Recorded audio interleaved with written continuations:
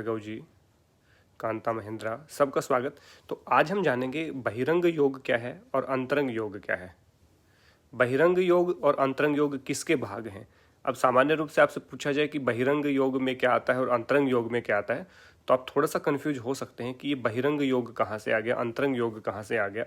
हमने तो हठ योग सुना था, अष्टांग योग सुना था, राजयोग सुना था, भक्ति योग सुना था, कर्म योग सुना था, सांख्य योग सुना था, इस तरह के हमने योग सुने थे। परंतु अंतरंग और बहिरंग योग क्या है, ये किसके भाग कहे गए हैं, तो इसमें कंफ्यूज होने की बिल्कुल भी आवश्यकता नहीं। बिल्कुल सिंपल तरीके से आपको बताऊंगा कि आज बहिरंग योग और अंतरंग योग किस योग के भाग हैं।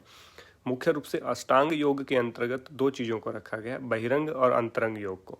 तो जैसे ज्ञान योग है, उसके भी बहिरंग और अंतरंग साधन हैं। जिस प्रकार से विवेक, वैराग्य, षट संपत्ति, मुमुक्षुत्व उनके बाह्य हैं, और उसके बाद श्रवण, मनन, निधिध्यासन और आत्म साक्षात्कार ये उनके अंतरंग हैं। ये ज्ञान योग के बहिरंग और अंतरंग साधन हैं, चार। परंतु बहिरंग और अंतरंग योग जो मुख्य रूप से जो प्रतिपादित हुआ according to Maharshi Patanjali, according to Patanjala योग सूत्र, उसमें कहा गया कि जो अष्टांग योग है, अष्टांग योग के 8 अंग यहाँ पे किए गए हैं। 8 अंगों में 2 डिवीजन किए गए हैं मुख्य रूप से, एक को बहिरंग कहा है, एक को अंतरंग कहा है। तो पहले वाले जो 5 अंग हैं, जिसमें यम, नियम, आसन, प्राणायाम, प्रत्याहार, यहाँ तक तो कहलाएगा बहिरंग योग, और धारणा, ध्यान, समाधि ये कहलाएगा अंतरंग योग। तो अब ये मुख्य विषय है कि अष्टांग योग को के अंदर 2 डिवीजन किए गए हैं, उसके 2 भाग किए गए हैं, भेद किए गए हैं। बाह्य और आंतरिक स्तर पे 2 भेद किए गए हैं। तो बाह्य कहा गया है उसको, जो बहिरंग कहा गया है बाह्य को, और अंतरंग कहा गया आंतरिक अंगों को। यानी कि कौन से अष्टांग योग के आंतरिक अंग माने गए हैं, इंटरनल साधना कही गई है और एक एक्सटर्नल साधना कही गई है। तो एक्सटर्नल साधना है जो बाह्य रूप से दिखाई देती है, और एक इंटरनल है जो बाहरी रूप से दिखाई नहीं देती, बल्कि इंटरनल तरीके से उसको किया जाता है। तो मुख्य रूप से इसके 2 विभाजन हमने किए। तो बहिरंग योग में पहले यम का पालन करता है व्यक्ति, फिर नियम का पालन करता है, फिर आसन का, फिर प्राणायाम का, और फिर प्रत्याहार का। यहाँ तक कि साधना बहिरंग योग कहलाएगी। बहिरंग साधना भी कह सकते हैं, बहिरंग योग भी कह सकते हैं, बहिरंग इसको अष्टांग योग की बहिरंग साधना भी आप इसको कह सकते हैं। लेकिन यदि हम बात करें धारणा, ध्यान, समाधि, ये तीनों अंतरंग योग कहे गए हैं। इनको इंटरनल प्रोसेस भी कह सकते हैं, इंटरनल पार्ट ऑफ द अष्टांग योग कह सकते हैं, इनको कह सकते हैं आपको ये अष्टांग योग के आंतरिक अंग हैं। इस प्रकार से 3 साधना यदि हम करते हैं तो वो इंटरनल करनी पड़ती हैं, और 5 जो साधना है वो एक्सटर्नल करनी पड़ती हैं। अब आप कहोगे इंटरनल एक्सटर्नल का क्या भेद है, और प्रत्याहार से क्यों, प्रत्याहार तक ही क्यों नहीं प्राणायाम तक किया गया, क्यों नहीं धारणा तक इसको किया गया। उसका भी एक बहुत बड़ा लॉजिक है, बहुत अच्छा लॉजिक है, उसको मैं समझाऊंगा। जैसे ही व्यक्ति यम नियम का पालन करता है, तो सबसे पहले यम का पालन करने की बात की। अब उसके पीछे एक लॉजिक है। अब सबसे पहले यम क्यों कहा, नियम क्यों नहीं कहा, और यम में भी अहिंसा क्यों कहा, सत्य क्यों नहीं कहा। जब तक व्यक्ति यम का पालन नहीं करेगा, क्योंकि यम के बारे में आगे जाकर के महर्षि पतंजलि कहते हैं कि यम तो सार्वभौमिक हैं, सभी अवस्थाओं में पालन करने योग्य है और सबके लिए है, सबको इसका पालन करना ही चाहिए। देखिए, जब तक समाज जो बनता है वो मनुष्यों से मिलकर बनता है। जब तक समाज का उत्थान, समाज का विकास आप नहीं सोचेंगे, तो व्यक्तिगत विकास की कोई अवधारणा नहीं रहती। आप इंडिविजुअल अपनी ग्रोथ कर लोगे, इंडिविजुअल अपना व्यक्तिगत विकास आप कर भी लोगे, तो जब तक आपका सामाजिक विकास नहीं होगा, समाज आपके साथ नहीं बढ़ेगा, तो आपको आगे नहीं बढ़ने देगा समाज। यदि समाज में सारी व्याप्त है गंदगी, यदि समाज में बुरे और दुष्ट व्यक्ति हैं, तो आपको प्रभावित करेंगे। तो आपका जो व्यक्तिगत जीवन है वो कहीं ना कहीं दूषित हो जाएगा, वो कहीं ना कहीं उससे इफेक्टेड होगा। उसके अंदर ऑब्स्टिकल आएंगे, बाधाएं उत्पन्न होंगी बार बार, यदि आपका व्यक्तिगत जीवन सही है और सामाजिक जीवन सही नहीं है। तो समाज के हित के लिए काम करना पड़ेगा। इसलिए हम कहते हैं सामाजिक होना चाहिए। मनुष्य एक सामाजिक प्राणी है, मतलब समाज के बारे में सोचे बिना आप अपनी तरक्की नहीं कर सकते। कोई व्यक्ति कहे कि मैं अपने व्यक्तिगत विकास कर लूँ, समाज जाए भाड़ में, या समाज से मुझे क्या लेना देना। समाज से आपको लेना देना है, आपको गाड़ी में चलना है, बाहर चलना है, आप शॉपिंग करनी है, बाहर जाना है, आपको व्यवहार करना दूसरों से। आप ये तो है नहीं कि आप अपने 4 दीवारी में घुस के बैठे रहेंगे, और ये 4 दीवारी में भी बैठे रहें, घर में भी बैठे रहें, अपने महल में भी बैठे रहें, तो बाहर की जनता का आपके ऊपर पूरा इफेक्ट पड़ेगा। क्योंकि आप अकेले तो जीवन व्यापन कर नहीं सकते, सारी चीज़ें तो खुद नहीं उगा सकते, सारी चीज़ें तो नहीं कर सकते, लोगों से तो मिलना पड़ेगा, व्यवहार करना पड़ेगा, एक दूसरे के पास आना जाना पड़ेगा। तो वो व्यक्ति यदि सही नहीं है, उन व्यक्तियों में कोई प्रॉब्लम है, दिक्कत है, तो वो कहीं ना कहीं आपको भी प्रभावित करेगी। ये सर्वमान्य सत्य है। इसलिए महर्षि पतंजलि बहुत बड़े रिसर्चर, बहुत बड़े स्कॉलर रहे, अत्यंत, जिनको मैं कहूँ कि शब्द नहीं है, आई एम वेरी स्पीचलेस कि मैं क्या कहूँ महर्षि पतंजलि जी के विषय में। अष्टांग योग को किस तरह से उन्होंने डिजाइन किया है, कितने वैज्ञानिक आ जाएं, कितने अनुसंधान हो जाएं, उनकी प्रामाणिकता पे, उनकी सीक्वेंस पे कोई इतनी भी उंगली नहीं उठा सकता कि किस प्रकार से उसको वैज्ञानिक तरीके से उनको सेट किया है। तो यम का पालन करना है तो यम से पहले समाज को उन्मुख बनाना है, समाज का विकास करना है। उसमें भी अहिंसा कहा। अहिंसा क्यों कहा? कि यदि कोई व्यक्ति हिंसा करता है तो झूठ बोलने के चांसेस ज़्यादा होते हैं, अपना पक्ष को बचाने के लिए झूठ बोलेगा। लेकिन जब हिंसा ही नहीं करेगा, सबसे पहले अहिंसक हो जाएगा, किसी के प्रति दुर्भावना नहीं रहेगी, किसी के प्रति पीड़ा, किसी को पीड़ा देने की भावना नहीं रहेगी, किसी को कष्ट, तकलीफ, दुख पहुंचाने का भाव यदि नहीं रहेगा, तो झूठ क्यों बोलेगा व्यक्ति? झूठ तो तभी बोलता है ना, किसी को पीड़ा देनी है, धोखे में रखना है, किसी को से छल करना है, वैसी मंशा ही नहीं है। वो हिंसा का त्याग करने से और अहिंसा का पालन करने से वो अपने आप छूट गई। अब जैसे ही वो छूट गई तो सत्य का पालन अपने आप हो जाएगा, स्वतः ही हो जाएगा। सत्य बोलने में आपको प्रॉब्लम नहीं आएगी, ज़्यादा एफर्ट्स नहीं करने पड़ेंगे। हिंसक व्यक्ति को ज़्यादा झूठ बोलनी पड़ती है, हिंसक व्यक्ति ज़्यादा झूठ बोलते हैं और ज़्यादा उनको बचाव करना पड़ता है। बट जो अहिंसक व्यक्ति हैं उनको ज़्यादा झूठ बोलने की वैसे ही आवश्यकता नहीं होती, उनका तो जीवन सामान्य होता, सरल होता है। तो इसलिए अहिंसा की बात कही, फिर सत्य की बात कही, फिर अस्तेय की बात की, यानी कि चोरी ना करने की बात कही, फिर ब्रह्मचर्य की बात की, और फिर अपरिग्रह की बात की। वैसे फिर शौच, संतोष, तप, स्वाध्याय और ईश्वर प्रणिधान की बात नियम में कही कि जब समाज का विकास हो जाए, जब समाज उन्नत हो जाए, क्योंकि आप समाज के अंदर ही रहते हैं, समाज उन्नत होगा तो आप भी तो उन्नत होंगे ना। तो अपनी व्यक्तिगत उन्नति करने के लिए आप शौच, संतोष, तप, स्वाध्याय और ईश्वर प्रणिधान। सबसे पहले शौच आपके लिए क्यों जरूरी है? आप अपनी शुचिता रखनी है, शरीर की शुचिता रखनी है, मन की शुचिता रखनी है। अपने मन में शुद्धि रखेंगे तो आपका व्यक्तिगत विकास होगा। उसके बाद आप करेंगे संतोष, यानी कि सेटिस्फेक्शन होना चाहिए। जब तक मारकाट मची रहेगी, हाहाकार मची रहेगी, तृष्णा रहेगी, लालच रहेगा, लोभ रहेगा, तब तक आप स्टेब्लिश नहीं हो सकते, तब तक आपका विकास नहीं हो सकता। तो उसके लिए संतोष को कहा है। उसके बाद तप को कहा है, द्वंद्वों को सहन करना सीखिए। यदि द्वंद्वों को सहन करना सीखे तो आप समत्वम भाव को प्राप्त हो जाएंगे, जिसमें गीता की परिभाषा जो है, दूसरे अध्याय का 48वां जो श्लोक है, समत्वम योग उच्यते। तो तप का पालन करने से आप समत्वम भाव को प्राप्त होते हैं। और उसके बाद स्वाध्याय, आपके व्यक्तिगत ज्ञान को, आपकी बुद्धि को, आपके इंटेलेक्ट लेवल को, आपके परफॉर्मेंस को, आपके नॉलेज को, आपके ज्ञान को बढ़ाने का जो काम करता है स्वाध्याय करता है। अंधकार से प्रकाश की तरफ लेकर के जाने का काम स्वाध्याय करता है। आपको कॉन्फिडेंस फील करवाने का काम स्वाध्याय करता है। आपको अच्छा फील होता है, आप अपना मार्ग प्रशस्त कर सकते हैं, इसलिए स्वाध्याय की बात की गई। उसके बाद ईश्वर प्रणिधान की। स्वाध्याय करने के बाद कहीं आपको अहंकार ना हो जाए कि मैं ही सबसे ज़्यादा ज्ञानी हूँ, मैं ही सबसे बड़ा विद्वान हूँ।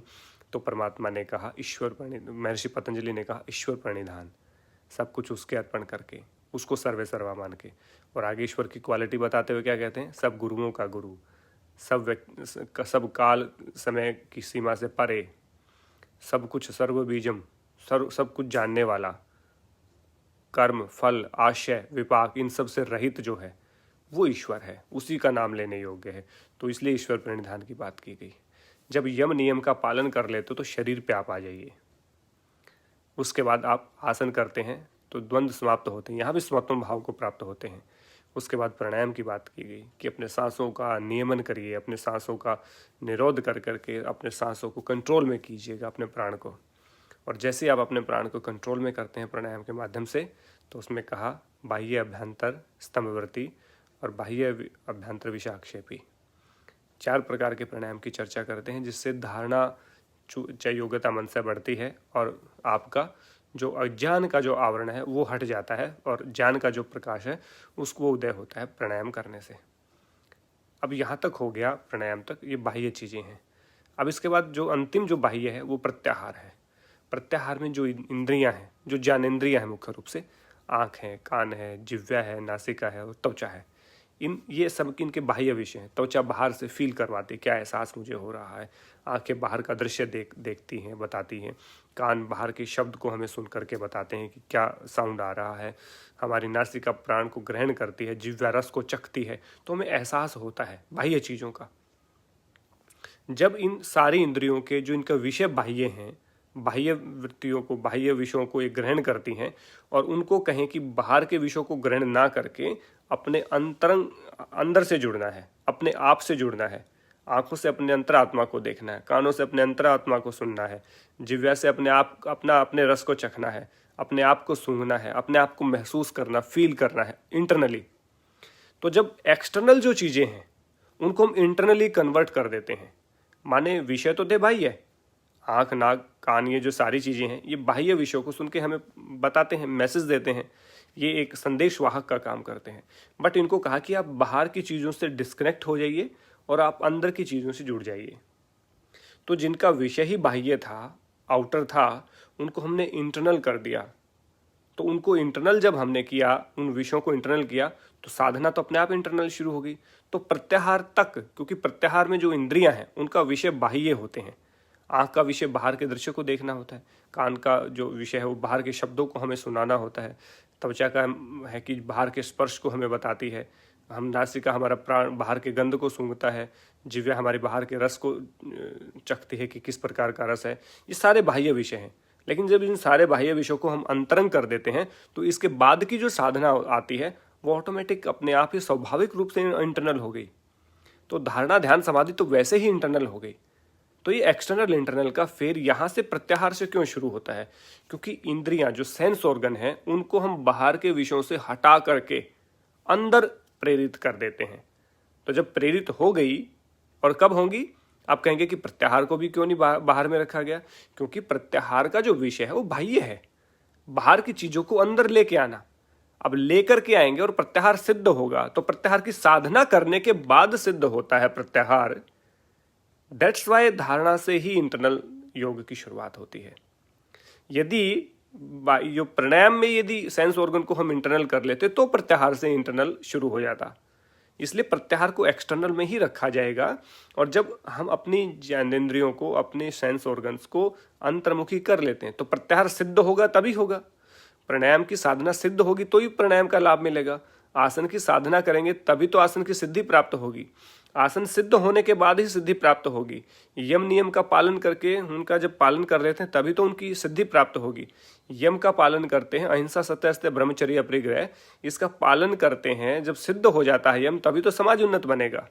जब नियम का पालन करते हैं तो आपका शौच, संतोष, तप, स्वाध्याय, ईश्वर प्रणिधान, ये सिद्ध हो जाएगा तो ही तो नियम सिद्ध होगा, तो ही तो व्यक्तिगत विकास होगा। तो ठीक उसी प्रकार से जब आप प्रत्याहार करते हैं तो सभी इंद्रियों को अंतर्मुखी कर देते हैं, तब करेंगे जब प्रत्याहार सिद्ध हो जाएगा। तो जब तक प्रत्याहार सिद्ध नहीं होता तब तक आपकी साधना जो है एक्सटर्नल ही रहेगी। और जैसे ही प्रत्याहार सिद्ध हो जाता है वैसे ही आपकी साधना इंटरनल साधना शुरू हो जाएगी। आपकी जो आंतरिक यात्रा है उसकी शुरुआत होती है। तो जब सेंस ऑर्गन अंदर कन्वर्ट हो गए, उन्होंने अपने अंदर से देखना शुरू कर दिया, महसूस करना शुरू कर दिया, वो इंटरनल पार्ट से जुड़ गए, तो जो आगे की जो साधना है, नेक्स्ट जो स्टेप है, वो इंटरनल से शुरू हो गया। क्योंकि बाह्य विषयों को अंदर ले चुके हम, लेने के बाद तो अंदर से ही साधना चलेगी, बाहर से नहीं चलेगी। तो इसलिए धारणा, ध्यान, समाधि, ये तीनों अंतरंग योग में रखे गए हैं। इसलिए देखिए कितना साइंस इसमें प्रयोग किया गया है, कितनी कितनी बारीक बारीक चीज़ों को रखा गया है। एक भी सीक्वेंस आप उठा के इधर से उधर कर दीजिए, यम को नियम में, नियम को यम में शामिल करके दिखा दीजिए, एक को आसन को पहले, प्राणायाम को उससे पहले करके दिखा दीजिए, बिल्कुल सिस्टम गड़बड़ हो जाएगा। जब तक शरीर स्थिर नहीं होगा तो प्राणायाम को नहीं साध सकते। शरीर माने अन्नमय कोश, और प्राणमय कोश उसके बाद ही आता है। इसलिए पहले अन्नमय कोश की साधना करनी पड़ेगी। प्राणायाम भी शरीर से ही होंगे। जब तक शरीर सही नहीं होगा प्राणायाम भी नहीं कर सकते आप। तो एक एक तरीके से, वैज्ञानिक तरीके से इनको सूत्रबद्ध पिरोया है। और उस रचनाकार को मैं बारंबार प्रणाम करता हूँ, महर्षि पतंजलि जी को, जिन्होंने इतना सुंदर और इतना सारगर्भित ज्ञान हमें प्रदान किया, और इतना वैज्ञानिक तरीके से, और हजारों हजारों साल पहले आज भी वो दर्शन हमें कितना आलोकित प्रकाशित कर रहा है। आज भी उस दर्शन पे चल करके हम अपने चित्त को प्रसन्न कर सकते हैं, सफलता प्राप्त कर सकते हैं, पाखंड से बच सकते हैं, अंधकार से बच सकते हैं, अज्ञान से बच सकते हैं, अविद्या से बच सकते हैं, अस्मिता राग द्वेष अभिनिवेश से बच सकते हैं, मृत्यु के भय से बचेंगे, राग द्वेष से बचेंगे तो अनेकों विकार समाप्त होंगे, मेंटल वेलबींग आएगी। तो सारी चीज़ें हैं। सफलता प्राप्त करनी है तो दीर्घकाल निरंतर सत्कारा सेवित दृढ़ भूमि का अभ्यास हम कर सकते हैं। किस प्रकार से वैराग्य आपको, विराग जो अवस्था है वो किस प्रकार से आपको सुख देने का काम करती है। तो कितनी वैज्ञानिक बातें कही, आज से 5000 साल पहले कही, लेकिन आज भी उतनी सारगर्भिता इसकी है। तो ये अपने आप में एक बहुत बड़ी बात है। तो इसको इंटरनली साधना की जो शुरुआत है वो धारणा ध्यान समाधि, यानी कि अपने आप के ऊपर कंसंट्रेट करना, एकाग्र होना, कहीं एक स्थान पर चित्त को धारण करना, वो धारणा कहलाती है। और उस धारणा का लंबे समय तक बने रहना, बिना उसका प्रवाह टूटे लंबे समय तक बने रहना ध्यान कहलाएगा। और उस ध्यान में जब ध्याता को अपना भाव भी समाप्त हो जाता है, अपनेपन के भाव को भी वो समाप्त कर देता है और केवल ध्येय में उसकी रुचि रहती है, तब वो समाधि कहलाती है। तो तीनों को इंटरनल रखा गया है, ये इंटरनल पार्ट है। तो ये बहिरंग और अंतरंग की बात मैंने कही आपको अष्टांग योग की। तो अष्टांग योग में ही अंतरंग और बाह्य की बात की गई है। वैसे देखें तो ज्ञान योग में भी कहा गया है, ज्ञान योग की 2 साधनाएं हैं, अंतरंग और बाह्य। तो बाह्य में आपका विवेक, वैराग्य, षट संपत्ति और मुमुक्षुत्व, ये 4 आते हैं। और जो अंतरंग साधना है उसमें श्रवण, मनन और निधिध्यासन आते हैं। कई जगह आत्म साक्षात्कार का नाम भी लिया गया है। तो 4 इंटरनल 4 एक्सटर्नल उसमें कहे गए हैं। कई जगह इसमें श्रवण, मनन और निधिध्यासन को ही माना गया है, 3 को, और 4 को एक्सटर्नल में, यानी कि विवेक, वैराग्य, षट संपत्ति और मुमुक्षुत्व, ये है। तो according to Maharshi Patanjali, according to योग दर्शना, तो आपका जो अष्टांग योग के अंतरंग और बाह्य योग है ये है। अंतरंग योग या अंतरंग साधना हम कहें तो यम, नियम, आसन, प्राणायाम, प्रत्याहार, ये बाह्य है, बहिरंग है। और अंतरंग जो है वो आपका धारणा, ध्यान, समाधि, इसको कहा है। तो आशा करता हूँ व्याख्यान आपको समझ आया होगा, और इसके विषय में कोई भी क्वेश्चन है तो मैं लेने के लिए तैयार हूँ। आप कोई भी आपका क्वेश्चन है तो जरूर मुझे बताइएगा। आप सबका बहुत बहुत धन्यवाद। प्रीति ठेकार जी।